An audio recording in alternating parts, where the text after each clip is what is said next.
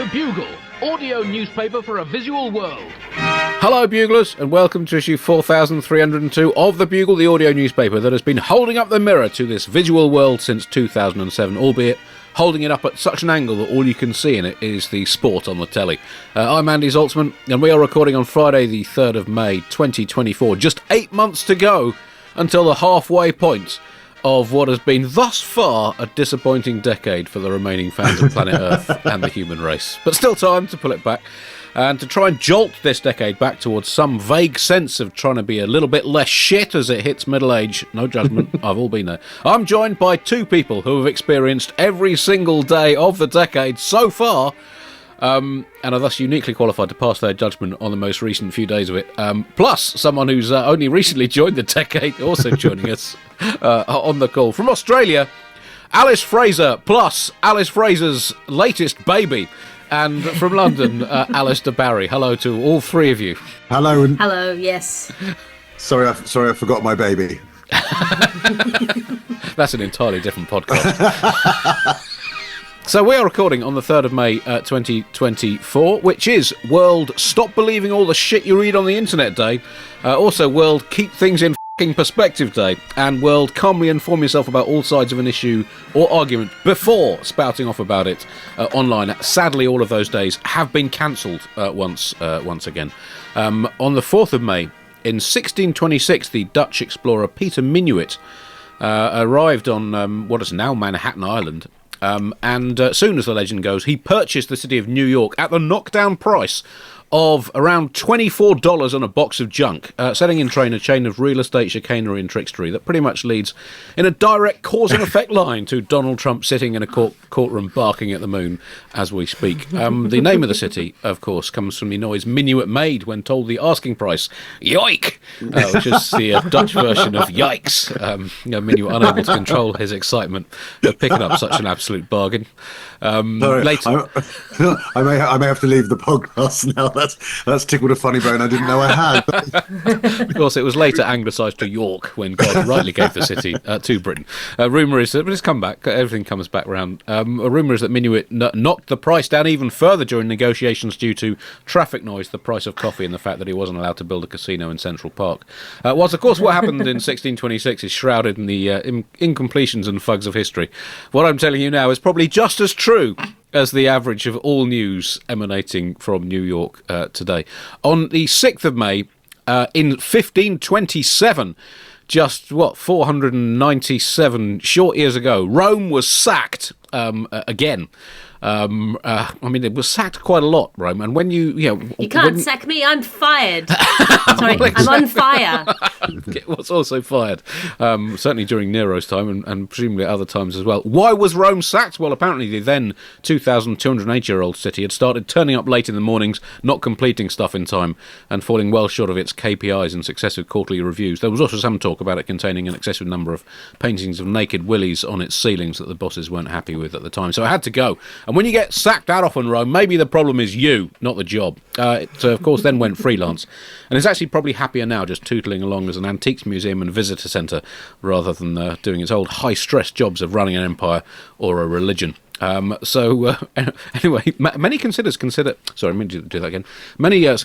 the sacking of Rome in 1527 to mark the end of the Renaissance, which has to go down as what? Do you agree with that, little one? what a wonderful interjection. Absolutely. Someone who's just enjoyed his own naissance very recently, obviously taking an interest in it. Another one. God, exciting. Disappointing closing ceremony for the Renaissance and the sack of Rome in 1527. In 1889, on the 6th of May, the Eiffel Tower was discovered. The 330-metre high metal prong was found by archaeologist Gussie Eiffel whilst he was looking for proof that the ancient Gauls had invented the bicycle and gitans in around 200 BC. Previously, there'd just been a 331-metre high mound of earth there, and no one had ever thought to dig it up and see if there was anything underneath. Anyway, well, I've heard history podcasts that are all the rage, so I'm just trying to muscle in on some of that filthy old lucre. As always, a section of the Bugle is going straight in the bin. This week, beverages. It's National Beverage Day on Monday the 6th. So we look at the state of beverages and the future of drinking in general. Is liquid going to be the next previously championed cultural hero to be cancelled. After all, liquid has played a role in most of the great atrocities of human history, which have been performed by people who often travelled in boats or drank water.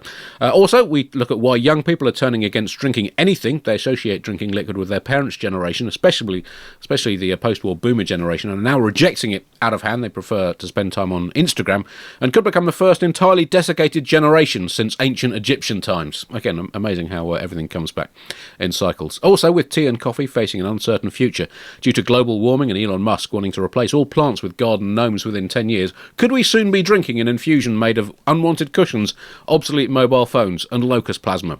Too soon to tell. And what will be the new milk after oat, soy, lentil, parrot and almond? We look at the potential for potato milk, reliquefied lactose-enhanced cement and whale sweat to take over the cow replacement industry.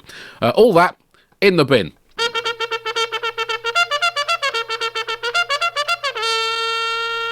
Top story this week, America is angry. I mean, that's pretty much the top story every week since around about 1776, or 1773. When was that? When was the Boston Tea? 1773? 1773, so, let's go with that.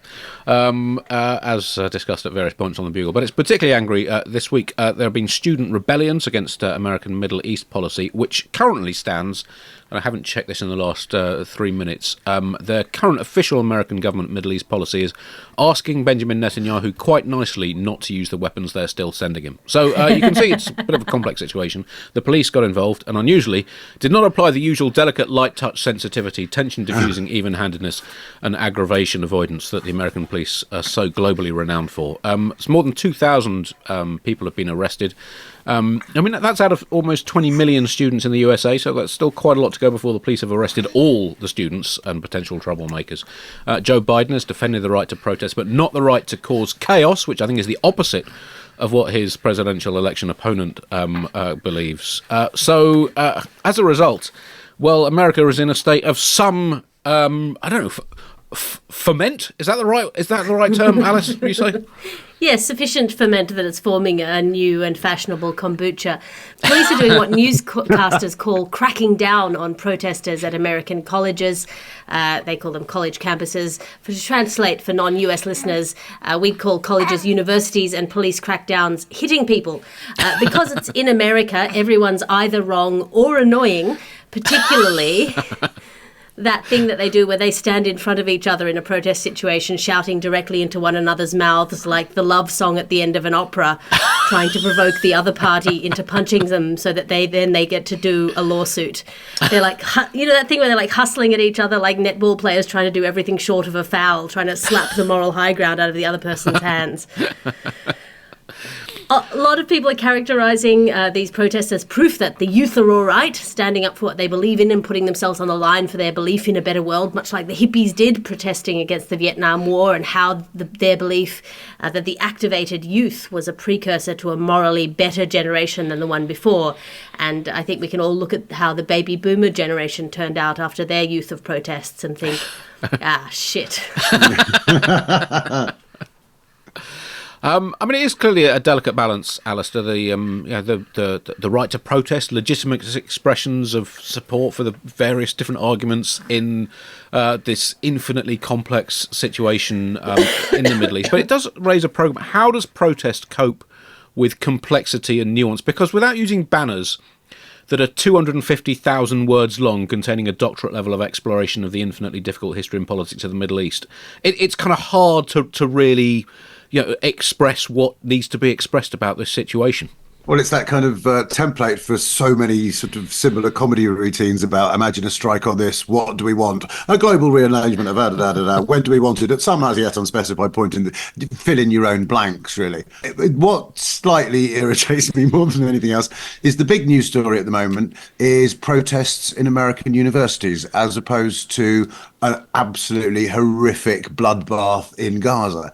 And that does seem to be slightly missing the point, but that's very much humanity's default setting. I think, as Alice alludes to, it's always interesting to see in this point how very good it is that British police don't possess guns. Because I don't know if you've ever seen them in a run-in with the EDL or any. Every time someone mentions that, someone may have criticised Winston Churchill's shoe polish in 1963, a huge gang of thugs erupt onto the street, stand around his statue and protect it from absolutely no one before kicking the shit out of each other and a number of policemen who, to be honest, give as good as they get, but with batons. You do think, Christ, if these guys had guns, I mean, it wouldn't have been the miners' strike, would it? It would have been the Scargill massacre.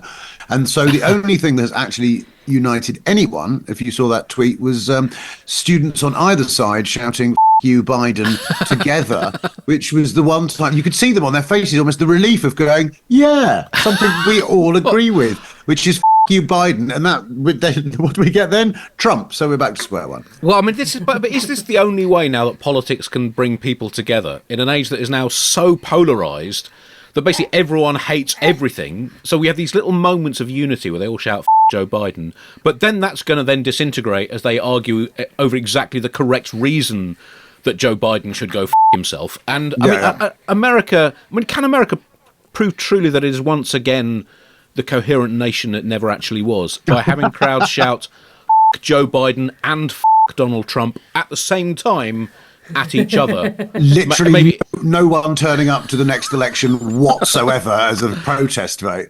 It turns out Joe Biden, I feel like the possible solution here is just to drop him in the Middle East and see if we can get both sides chanting Joe Biden at him. Right.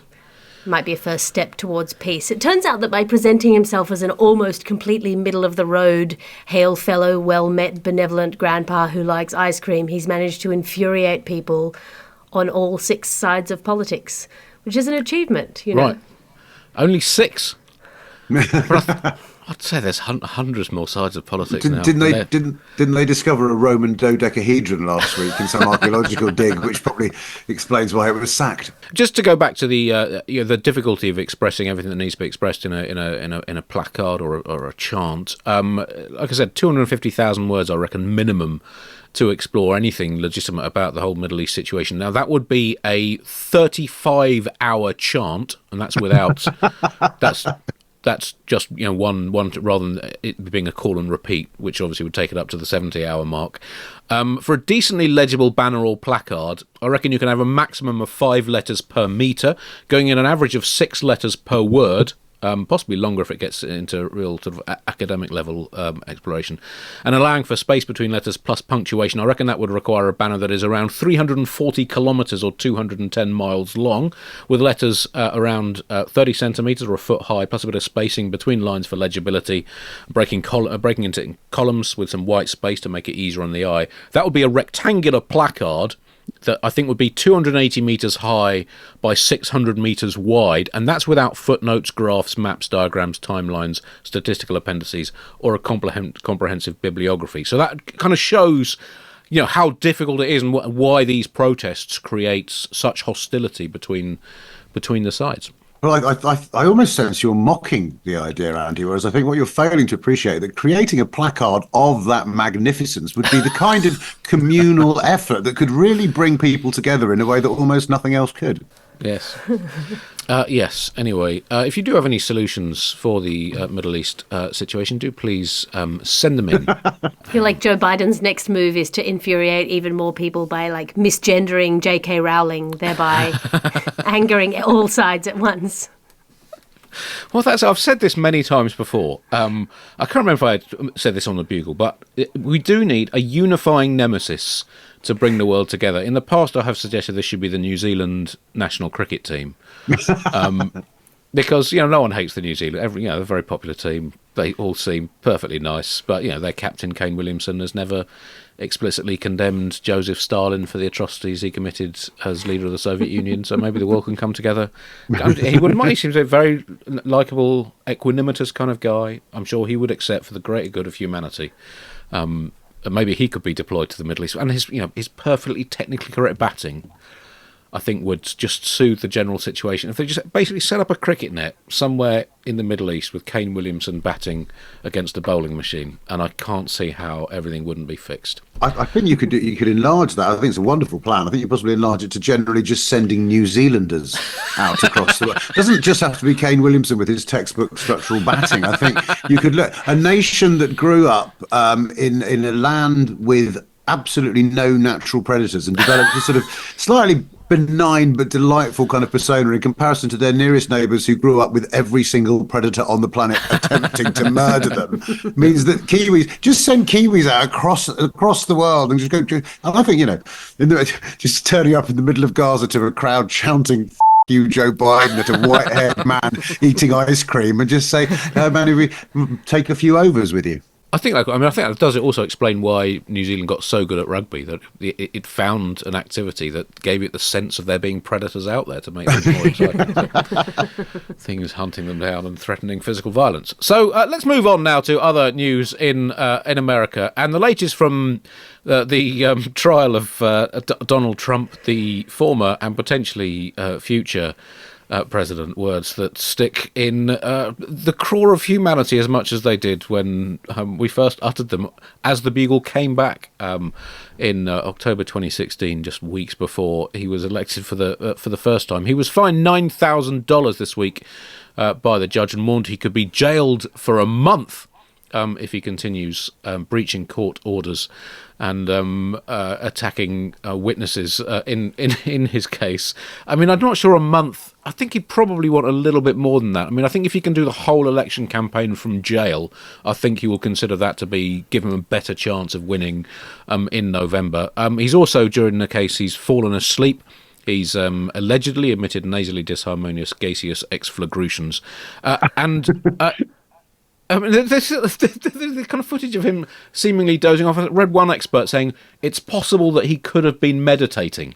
Now, look, without wishing to judge a book by its cover, its author, its publisher, its publicity blurb, and above all its contents, I would suggest that Donald Trump does not seem like a natural meditator.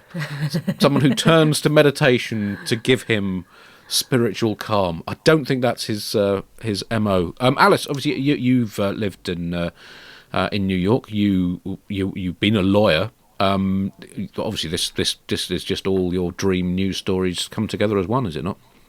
Well, yes, obviously, it's sort of difficult to know whether by falling asleep during his trial, Donald Trump is either aged or contemptuous of the trial process, or on the other hand, is committing deeply poignant and meaningful satire about the boringness of the legal system and the illegitimacy of this trial process. And really, who can know at this point, until there's a decision of fact made by the judge in the court? Of course, the judge did just fine him $9,000 for contempt of court and may put him in jail if he continues to be contemptuous of court. But I feel like certainly Trump doesn't believe in the old, I think it is Greek saying, you snooze, you lose. Yes, that was, I think Aristotle was, although that may have come in directly from Socrates via Plato before Aristotle wrote it down. Very much a post-Hemlock view, I think. Yeah, I mean, we can all agree that Trump is on the side of the gods. Sorry, the dog slayers. I do like the idea, the suggestion that he could meditate. A man whose entire subconscious seems to operate with caps lock on. He is in a position now. I think the judge has played it really quite well by just saying, no, that's what I'm allowed to do. I would go more. I would threaten jail time, but $9,000. And then there's another $4,000 was asked for yesterday, and whether that comes through or not, you don't know. But playing due process with Donald Trump strikes me as the simplest way to annoy him. He sat there and he comes out and complains in that kind of vestibule, and it's on the 15th floor, and he's just an old man shouting and echoey corridor.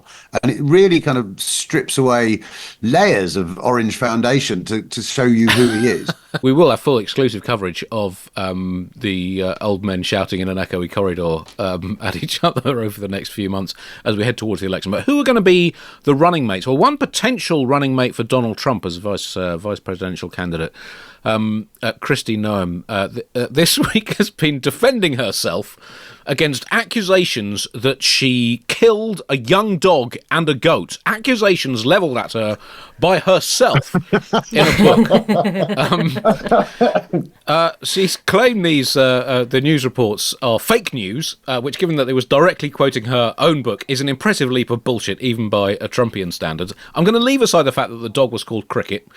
And the dog, it was only 14 months old, but she's not the first person to think that Cricket had gone on too long, or that Cricket had become too loud even, but those people don't always agree.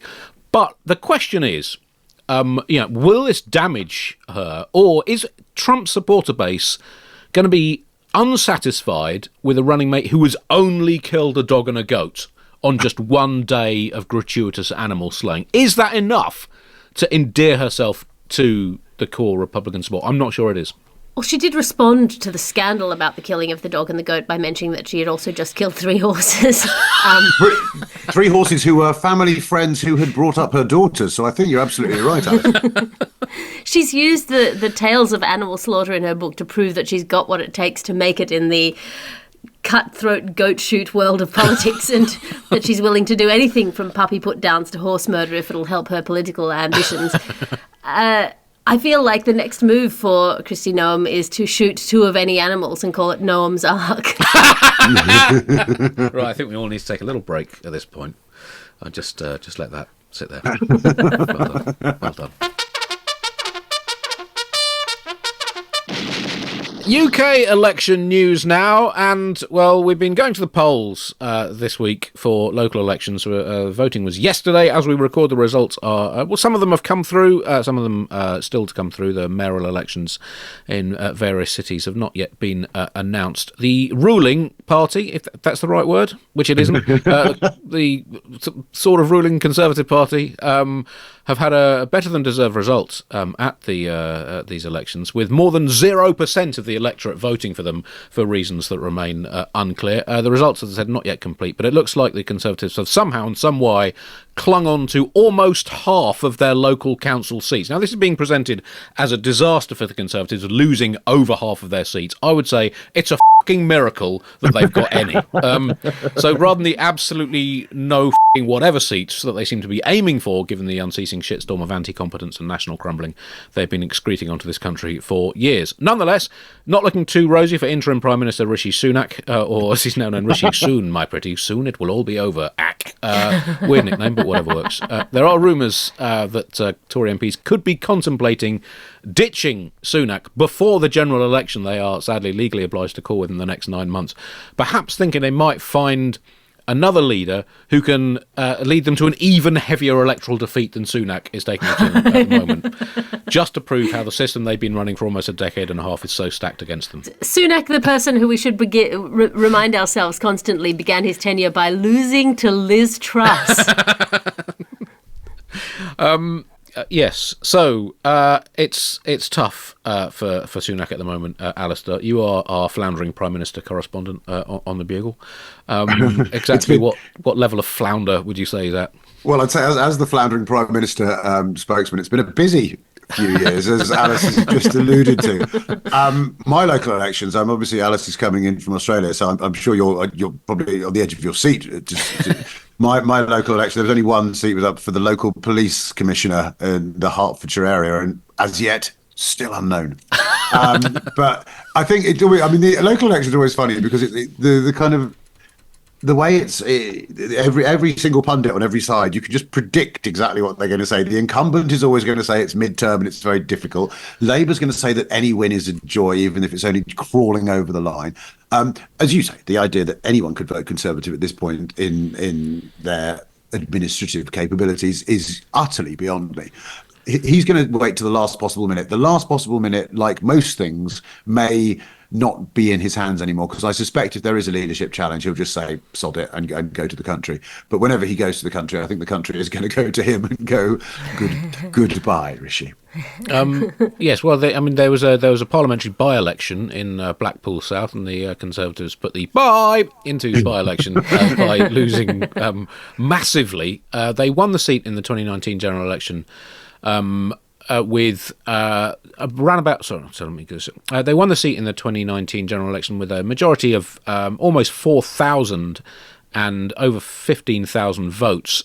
Yesterday they got 3,200 votes, so around a fifth of the votes they got in the election. It was a lower turnout, but it's still a massive swing against the Conservatives. This by-election was called after the MP Scott Benton had to step down after being caught by a newspaper sting in which he suggested that he was willing to break parliamentary lobbying rules in exchange for money.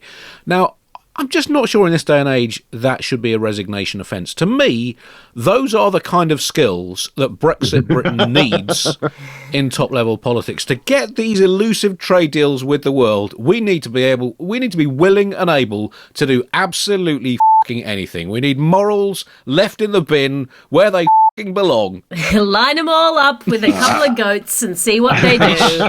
He should have been made trade secretary, not hounded out of his job. I do think the phrase "caught in a newspaper sting" is incredibly charitable to the newspaper. Right? It was almost more like he walked into a newspaper offices and said, "Has anyone got a sting I can have?"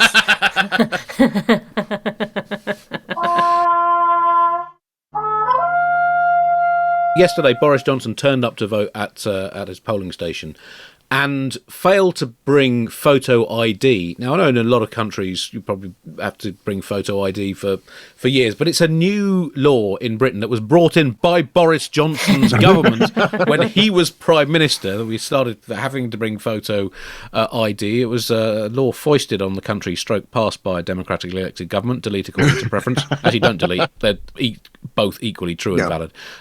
It was brought in order to crack down on the statistically, essentially to all practical purposes, completely non-existent problem of polling station voter fraud, brought in by Boris Johnson, who, let us not forget, was then encouraged, almost forced to personally choose friends, buddies, colleagues, vague acquaintances and the like to become permanent, lifelong members of Parliament in the House of Lords in his resignation honours years. And yet, in an impressively British blast of willfully myopic double standards, apparently the real problem is the handful of people voting bogusly at elections that makes no difference anyway in our ludicrous electoral system. That was the real problem. Anyway, so it was brought in to safeguard our democracy, which is fancy political jargon to try to stop people voting who probably won't vote for us. And then Boris Johnson evidently forgot his own law, which is absolutely on brand for Johnson.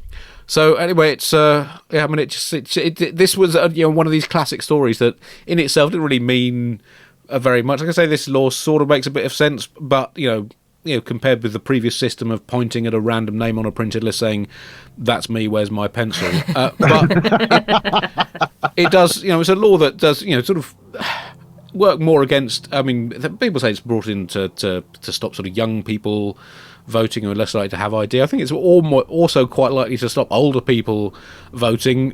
So whether that helps the Conservatives or not, I'm not sure. But it was just sort of one of these absolutely, out of all the things we needed to do to improve and strengthen our democracy, I'm not sure that would have been in the top 1,000 on the to-do list. But anyway, the fact that Boris Johnson was called out by it was rather glorious. It did illustrate once again the danger that the Conservatives frequently failed to spot, which is allowing Jacob Rees-Mogg to speak in public, because he is famously the man who said that Brexit border checks would be an act of self-harm, but everyone's like, you were the Brexit Minister for Opportunities.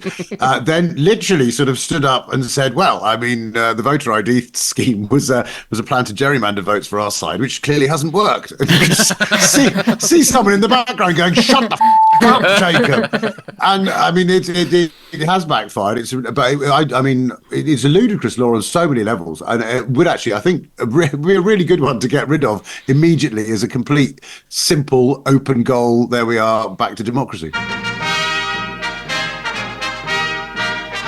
In other British politics news, mayhem in Scotland. Humza Yousaf, the Scottish First Minister, has quat Is that the past participle? I think it is. As Scottish First Minister, only just over a year in post, which historically might not seem very long, but in future might be looked back on as an epoch of changeless solidity, as our mega squabble politics and the glorious release of artificial intelligence enables us to change leaders seamlessly from one bot to the next on a weekly, perhaps daily, perhaps even hourly basis. But at the moment, he's lasted just over a year.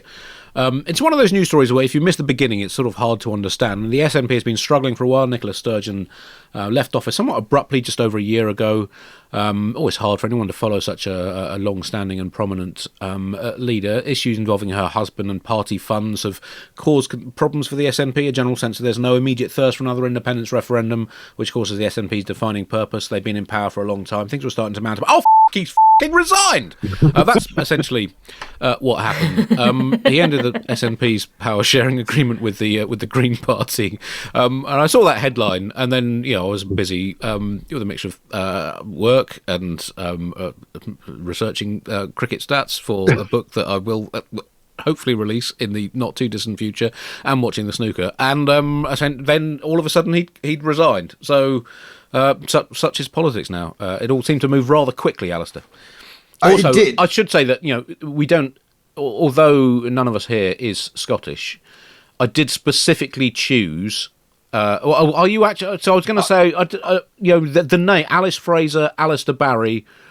To me, that was the most Scottish possible combination of Bugle co-hosts I could have gone for. Are you? So how Scottish are you as a percentage? Me or Alice?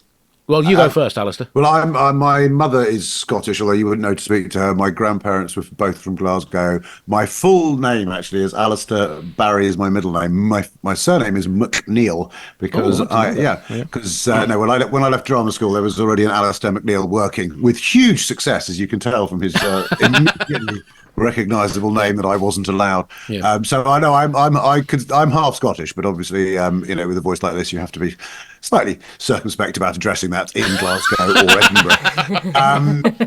I have Scottish ancestry as well, but it goes back quite a long time. So my mother's family were Calix, and I think that was originally a Scottish name.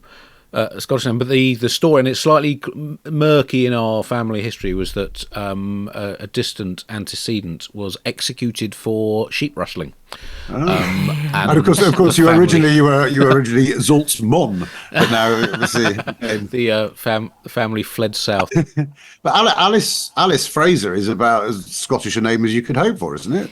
Yeah, so the Fraser comes from my paternal grandfather, who was christened Adolf Friedenberg in Czechoslovakia, and escaped from the Nazis. He was a Jewish man, escaped from the Nazis during World War II, made ball bearings for the RAF, and they said, "We love the ball bearings, but we do not love signing an invoice to an Adolf." Do you mind? And he changed his name to the most Anglo name he could think of at the time, which was Andrew Peter Fraser. And that's my Scottish connection. Sorry, what was his original name? Adolf Friedenberg. The name Adolf used to be a fairly normal name, but then at around, I don't know why, around that time it became significantly less popular as a name, particularly among the Jewish population. Yes. So. Yes. I was vaguely aware of that. Alistair, so the back to the SNP. Back to the Scottish politics. It's much more interesting than the SNP, though, isn't it? That's the problem.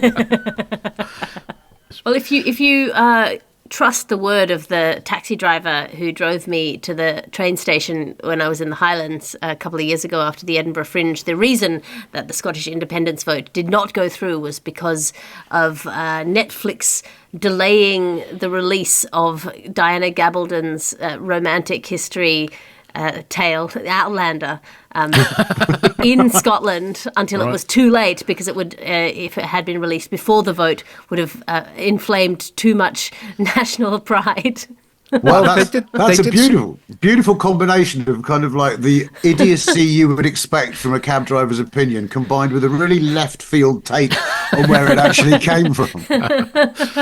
The referendum did take place on the anniversary of the Battle of Bannockburn. It was the 700th anniversary the Battle of Bannockburn in 1314, and it was the view that this would, to try to encourage a sort of a nationalist vote. But I do think, if you are voting in a polling station and you find the way you're going to vote being influenced by the result of a battle from 700 years ago, you have a sacred duty to put your pencil down and walk out of the polling station. Democracy is not your game. But anyway, I mean, I will say again, the Scottish, my opinion on whether or not Scotland would be better off as an independent nation is neither here nor there. What I would say, as an English person living in England, is please don't go Scotland. Do not leave England alone with ourselves. We're not to be trusted. And what I would say is if you do want to do another independence vote, make sure that you precede the independence vote with visions of Jamie Fraser competently fingering a time-travelling doctor. Well, that is something we can all get on board with.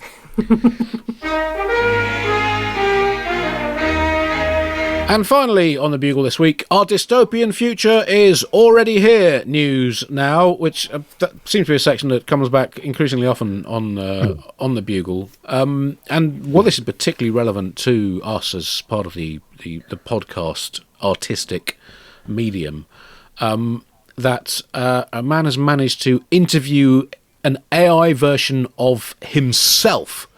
And Alice, I know you think this is basically the future of probably not just podcasting, but all human communication. Well, this is such a beautiful story. It is a man who has not had enough of the sound of his own voice interviewing an AI version of himself. It's not just any man either. It's the co-founder of LinkedIn, the billionaire Reid Hoffman, finding a new way to say, can I connect with you on LinkedIn? By connecting with himself, he's created a digital clone that is capable of approximating the subject's mannerisms, tone of voice, and the kind of thing that he would talk about. This feels like the ultimate endpoint of all podcasts. Well, I mean, you say this is a new thing. I've actually been an AI in the Zaltzman for about half of the Bugle episodes of the last 5 years, but no one seems to have noticed at all. And I think it's an exciting future that, that in the future, AI in nanoseconds can basically produce where podcasts are heading, essentially. Look at the long-term trajectory of podcasting as an art form. AI will take us there, that in nanoseconds, it can produce a podcast of you talking to yourself, telling yourself what you think, yourself agreeing with you and repeating to you what yourself thinks in slightly different language, trying to sell you a mattress, then you and yourself criticising an AI straw man for what you and yourself claim that straw man said, did, or thought, you and yourself agreeing that he should be cancelled, promoting a home delivery meal service, and then wrapping up for the week with a lighter story that you and yourself both found amusing, but which also confirmed you and yourselves' strange views about the world. So I think this is taking us, just accelerating the process to where podcasting has always been heading. I think it's fascinating, as Alice says, that he's the guy who created LinkedIn.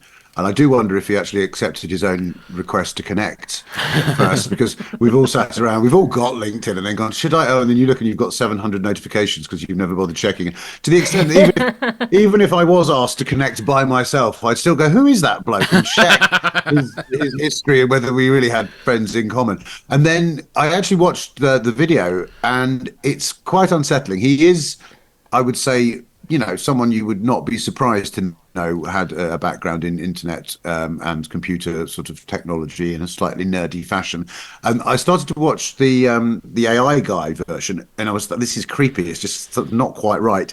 And then, to be fair, I started watching him a bit more and went, same feeling, really. Some people start in the uncanny valley. Yes, exactly that. Because my biggest problem, I'm a total technophobe. My biggest problem is that with the spread of AI, is it's always written as AL, which is obviously Al, which is what everyone knows.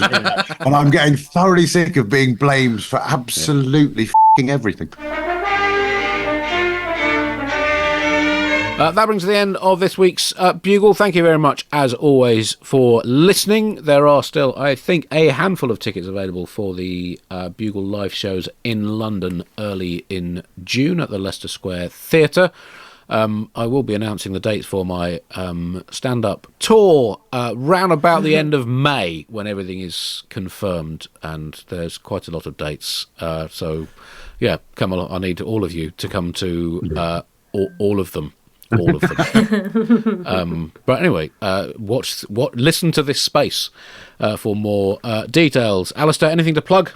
Not particularly. Finished the tour. I've got a new. The special of the tour is out on Next Up at the moment, called Woke in Progress, and I was very pleased with that. So if you'd like to check that out, that'll be me ranting about the world on Next Up.